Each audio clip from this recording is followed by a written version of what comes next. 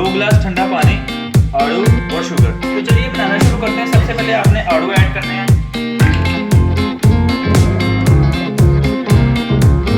अब आपने इसके अंदर 6 चम्मच शुगर ऐड कर दें।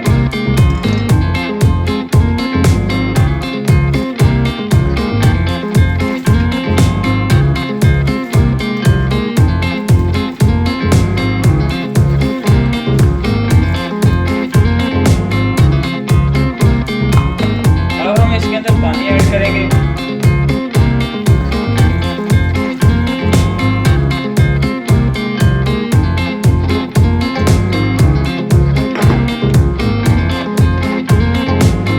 इसको आपने अच्छी तरह शेक कर दो।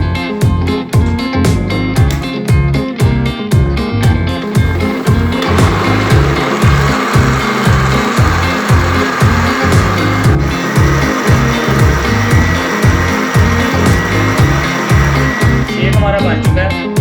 अब हम इसको ठंडा करेंगे। माशाल्लाह बहुत ही प्यारी लुक आई है।